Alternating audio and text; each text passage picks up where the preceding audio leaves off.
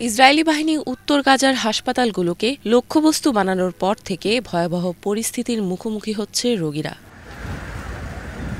Kamal Adwan হাসপাতালের জরুরি বিভাগে ক্ষেপণাস্ত্র হামলা চালায় ইসরায়েলি বাহিনী। এরপর থেকে সেখানকার কর্মী এবং রোগীরা হাসপাতালটি ত্যাগ করতে বাধ্য হচ্ছে।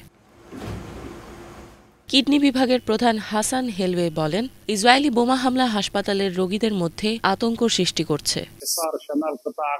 উত্তর গাজায় কামাল আদওয়ান হাসপাতালের চারপাশে ইসরায়েলি বাহিনীর অবরোধ, বিমান ও আর্টিলারি হামলা অব্যাহত থাকার কারণে রোগীদের হাসপাতালে আসা খুবই কঠিন হয়ে পড়েছে। এসব সন্ত্রাসী কর্মকাণ্ড রোগীদের গ্রাস করে ফেলছে। তারা চিকিৎসা নিতে নানা বাধা বিপত্তির সম্মুখীন হচ্ছেন। আমরা সকল আন্তর্জাতিক সংগঠনের কাছে হস্তক্ষেপ করার আবেদন করছি। এই বিভাগটি উত্তর গাজায় কিডনি রোগীদের চিকিৎসার একমাত্র কেন্দ্র।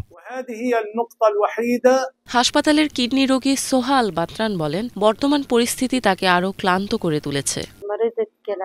আমি কিডনি রোগী, হাসপাতালে ডায়ালাইসিস করতে এসেছিলাম। এখানকার রাস্তাঘাটের অসুবিধার কারণে 15 দিনের বেশি হয়ে গেছে আমি হাসপাতালে পৌঁছতে পারিনি। আমরা গাজা শহরের আল দারাজ পাড়ায় থাকি, ফলে হাসপাতালে যাওয়ার পথে আমার বিপদ রয়েছে। এসব আমাকে আরও ক্লান্ত করে দিচ্ছে।